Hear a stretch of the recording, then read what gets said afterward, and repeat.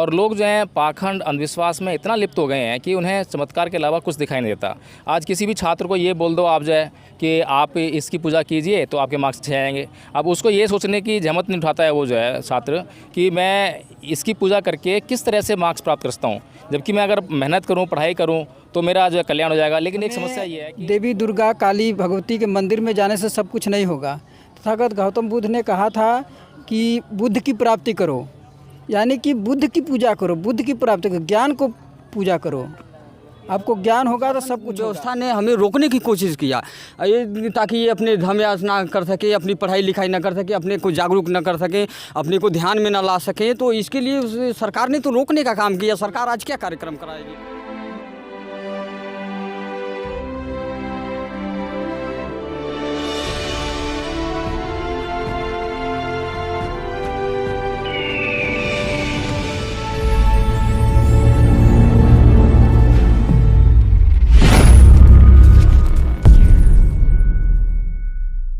To 7 नीलम बौद्ध के साथ। और आज हूँ मैं सारनाथ की उस पावन धरती पर जहाँ पर कि महाकारुणिक तथागत बुद्ध ने पहला धम्मो उपदेश अपने 5 परिव्राजकों को दिया था। जी साथियों, इस दिन के उपलक्ष्य में अगर मैं ये कहूँगी कि इस दिन को धम्म चक्र प्रवर्तन दिवस के रूप में भी मनाया जाता है, इसे आषाढ़ की पूर्णिमा भी कहा जाता है, इसे गुरु पर्व भी कहा जाता है, और भी कई विशेषताएं हैं आज के दिन की। तो मेरे साथ में आज यहाँ पर बहुत सारे लोग हैं, उन्हीं से चर्चा करेंगे आखिर आज के दिन का क्या महत्व है। सर, आपका नाम क्या है? एडवोकेट जय भीम प्रकाश। सर, कहाँ से आए हैं? दिल्ली से आए मैडम। सर, जानना चाहूँगी जो आज का दिन है उसका क्या महत्व है? मैडम, आज के दिन का बहुत बड़ा महत्व है, क्योंकि तथागत बुद्ध ने जब बोध गया में बोधि प्राप्त करी थी, यानी ज्ञान प्राप्त किया था, तो उसके बाद जो है भगवान बुद्ध के मन में एक नेगेटिव विचार आया था कि ये जो मैंने ज्ञान प्राप्त किया है ये बहुत सूक्ष्म है, ये बुद्धिमानों से बुद्धिमानों तक के लिए बहुत सूक्ष्म है, उनके लिए समझ पाना बड़ा मुश्किल है। और जो लोग आज मतलब जो है कि स्वर्ग नरक में, आत्मा में, ईश्वर में विश्वास करने वाले लोग हैं, तो इतने पाखंड और अंधविश्वास में फंसे हुए हैं, तो वो लोग मेरे इस ज्ञान को, मेरे इस धर्म को जो है कैसे समझेंगे। तो इस तरह से जो है तथागत बुद्ध के मन में ऐसा विचार आया कि क्यों ना अब मैं बेतलम में लोगों का भी समय नष्ट करूँ, उनको भी थकान होगी, मुझे थकान होगी, और बेतलम में हैरानी परेशानी होगी, तो क्यों ना मैं इस ज्ञान को जो है अपने लिए प्रयोग में लाकर कम से कम अपना तो भला कर लूँ। तो फिर उसके बाद जो है ब्रह्म संपत्ति नाम का एक पॉजिटिव विचार कहें या व्यक्ति कहें, तो उन्होंने उनको भगवान बुद्ध को जो है प्रेरित किया कि नहीं तथागत, ये संसार जो है बहुत मतलब जो है समय से जो है दुखों में घिरा पड़ा है, दुख से इसको मुक्त करने के लिए आपने जो मार्ग ढूंढा है, आप ही एकमात्र किरण है ऐसा कि जो है इस संसार के लिए। यदि आपने इस संसार का कल्याण नहीं किया तो ये संसार जो है दुख में ही डूबा रहेगा।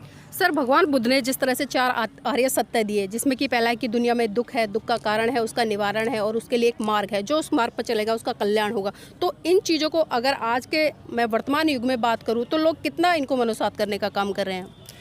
देखिए, सबसे पहली बात तो यह है कि सार को सार कहना, असार को असार कहना। सार मतलब सत्य है, यानी जो सत्य है सत्य को सत्य कहना, और असत्य को सत्य कहना। ऐसा भी आजकल जो है लोग नहीं कर पा रहे हैं, और लोग जो हैं पाखंड अंधविश्वास में इतना लिप्त हो गए हैं कि उन्हें चमत्कार के अलावा कुछ दिखाई नहीं देता।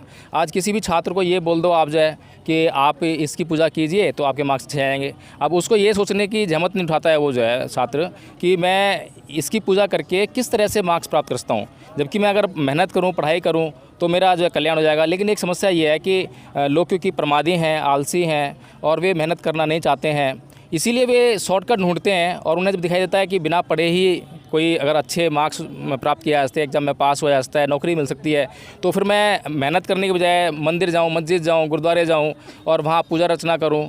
तो ये अंधविश्वासों के कारण कि सत्य को भी नहीं पहचान पा रहे हैं, तो इसीलिए भगवान बुद्ध के मन में जो पहला विचार आया था नेगेटिव कि मतलब मैं क्यों मतलब लोगों को पीछा करूँ, अपने आप को पीछा करूँ, तो ये समस्या थी।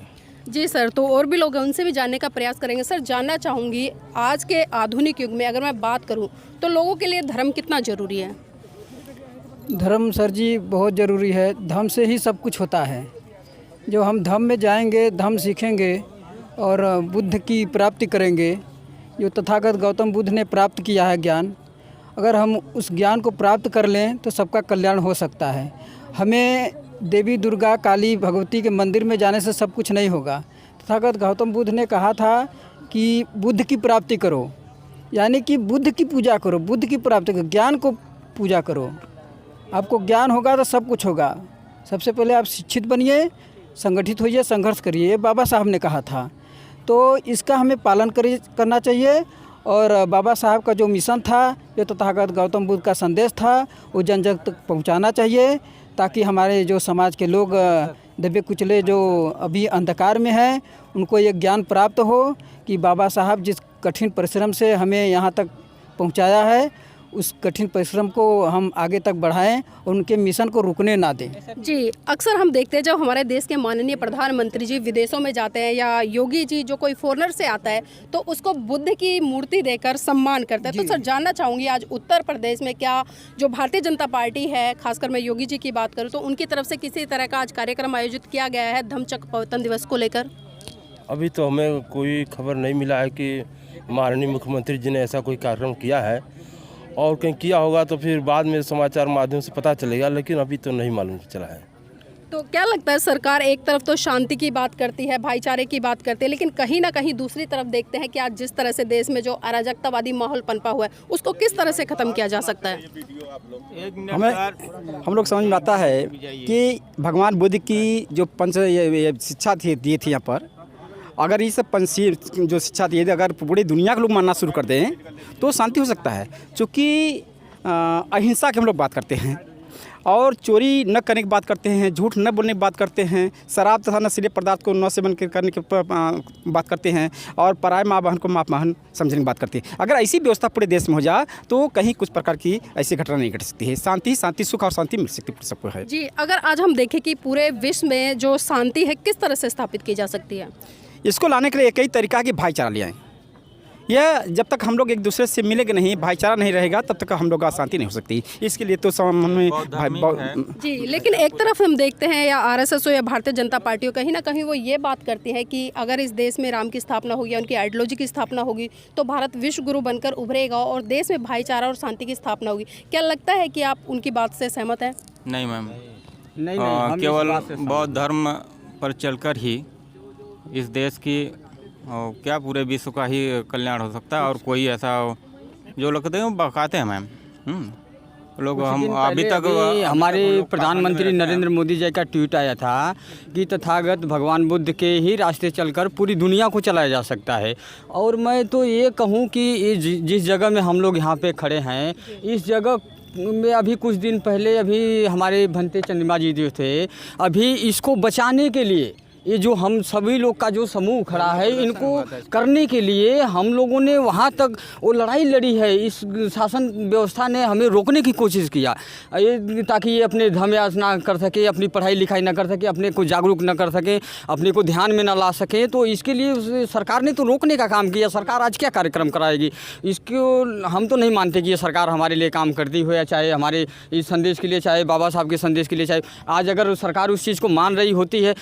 इस देश में जब संविधान आया है तभी सरकारें आई है, ना कि सरकार आई है तो संविधान आया। संविधान के माध्यम से कोई काम नहीं हो रहा। मैं ऐसा मानता हूं कि अगर संविधान के माध्यम से होता तो हमारे किसी भी जो है कि श्रद्धालु को या जो हमारे पूज्य जो भंते जी हैं उनको रोका नहीं जाता यहाँ से आने के लिए, और उनके अपने कार्यक्रम को चलाने के लिए रोकना नहीं पड़ता। लेकिन ये सरकार भी कहीं ना कहीं हमें रोकना चाहती है। ऐसी स्थिति नहीं है। जिस दौर में हमारे स्तूप सलामत नहीं, हमारे लोगों को रोका जाता है, तमाम तरह की परेशानियों से हमारा समाज अभी उलझा हुआ है, तो मैं तो ऐसा मानता हूं कि हमें बढ़ाने की नहीं बल्कि हमें रोकने की साजिश हो रही है और कोशिश हो रही है, और हमें रोका भी जा रहा है। जी, बहुत बहुत धन्यवाद। तो देखिए यहाँ पर हमारे साथ में बहुत सारे लोग जुड़े, और खासकर वो यहाँ के लोकल लोग हैं। उन्होंने बताया कि किस तरह से सरकार इस दिशा में काम करे, और खासकर आज हमने जो आज का दिन है उस पर बात की। आज धम्मचक्र प्रवर्तन दिवस है जो कि भारत के साथ साथ में पूरे विश्व में बड़ी धूमधाम से मनाया जाता है, खासकर उन देशों में जहाँ पर बुद्ध की आइडियोलॉजी है, बुद्ध की विचारधारा है, बुद्ध को मानने वाले लोग हैं। लेकिन अगर हम कहीं ना कहीं भारत में देखें